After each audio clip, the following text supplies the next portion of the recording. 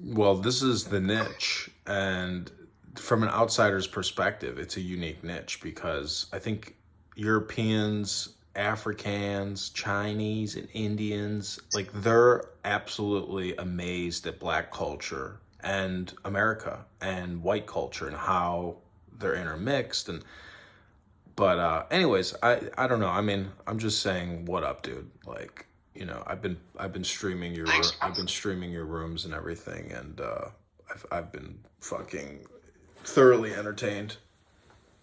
Appreciate it. Do you get comments on it when you stream? No, no one. I think people tune out immediately. I don't think, to tell you the truth, people are interested when they watch my content. But I'm recording audio essentially, and nobody's really interested in the racial conflict conversation. It's just not with everything else that's going on. I think, in terms of the bigger dopamine hits, in terms of the news cycle and all that stuff. I mean, I don't know. Like the Project Veritas seems like something has happened there with that James O'Keefe, and I keep seeing more and more deaths, young deaths, old deaths. I know a guy who's looking like he's about to die, and he's been vaccinated, thoroughly vaccinated. So, the vaccines are, like, to me, one of the craziest things that I've ever witnessed, and seeing more death than usual, I suppose. And then with regards to, like, Democrat, neo-Marxist, fascist, BLM type politics, it seems like it's still there. I know it's still there. I still see the signs in people's apartment windows. I know it's just lurking beneath the surface to spring on us again in some summertime routine. And I live in Chicago, and we have a huge mayoral election to get rid of one of the nastiest little Al Capone thugs in the world, Lori Lightfoot, and put this Greek mafia boss, Paul Vallis, in charge.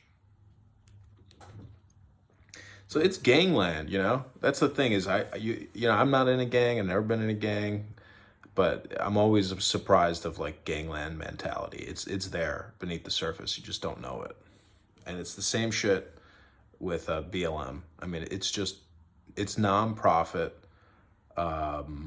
political, organizing and profiteering because there's been a lot of money made in it. But I don't know. Yeah. Did you see Al Sharpton? I mean, he weighs like 85 pounds now. Like, I'm telling you, like, you live long enough, you can thrive if you get smarter and smarter. He's an FBI informant. He's a tax cheat. He lived in my cousin's building in the upper west side of Manhattan. And he takes selfies in his underpants in his apartment now. He's a social media influencer.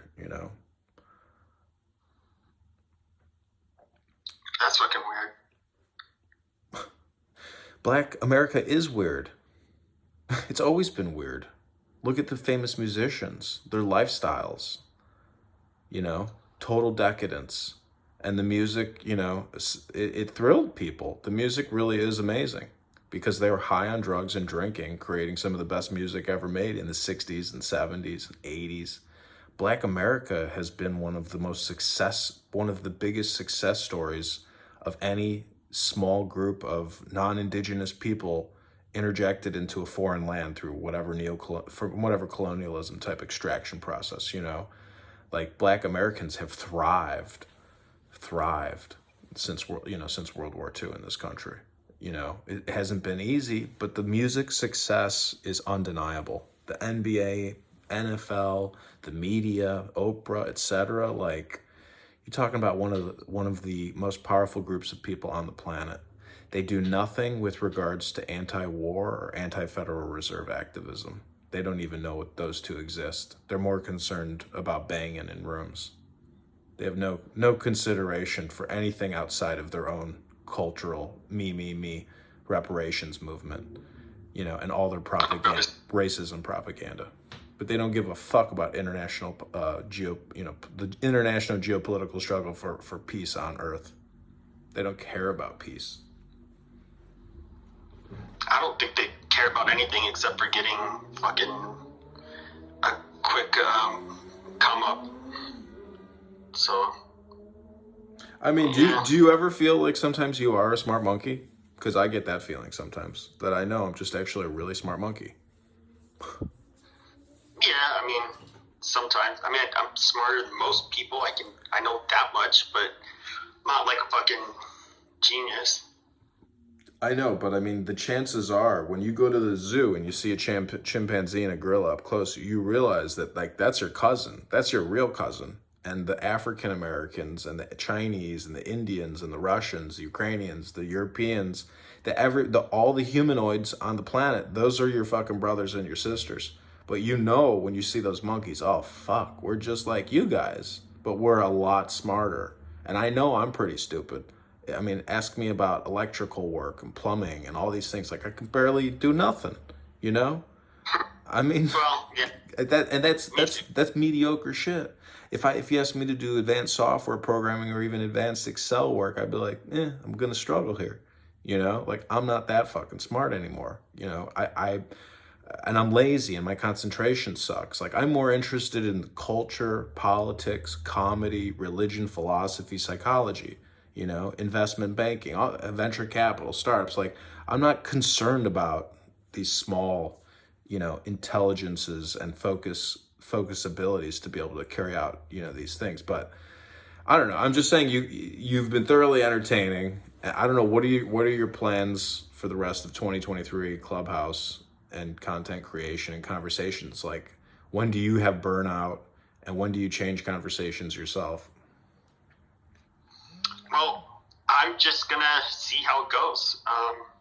Really, I don't have like any other real plan. I mean, I guess I'll just have to see how it goes on here on Clubhouse, and then if it works out well, then I'll stick with it. Do you believe in the theory of letting it go and how that changes your life? Yeah, I mean, can't there's if something is not going well, might as well just let it go. Well, I mean, you have 60 minutes and an hour. So you have, like, if you break everything down into 10-minute blocks and you hyper analyze your life in 10-minute blocks, I mean, and you were to free up more 10-minute blocks in your life outside of Clubhouse concentration, what would you be filling up those 10-minute blocks with? And how much more of impact would that be on your future outcome? I'm not sure. Because if you start changing out your 10-minute blocks, it'll change out your future 10-minute blocks. So I'm just saying that the content that you're creating might not actually be serving you in a way which is beneficial to your future 10-minute increments. Because you're not really putting anything in any buckets of any real value in terms of your psychology and your own intelligence and emotional intelligence. But excuse me, sorry to interrupt, feeling on that.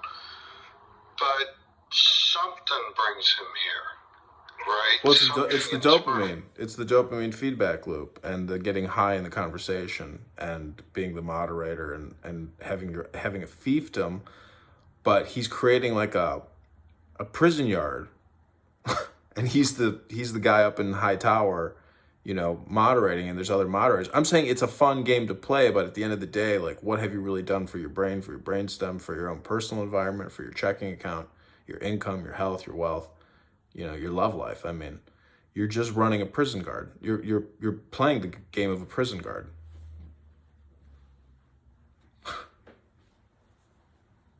Perhaps. I mean, that's an outside analysis, you know, opinion. It's not accurate, but it's just a thought. I'm just looking out for Pepe's well-being, you know, trying to do a consultative strategic approach to Pepe's longevity and health, wealth, love, and peace of mind, you know. Well, I hear you.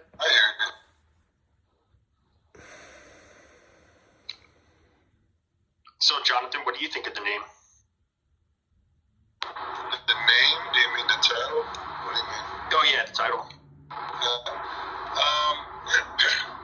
You know, it's been interesting to me since all this really started. I remember hearing like over 10 years ago when these comments first started. These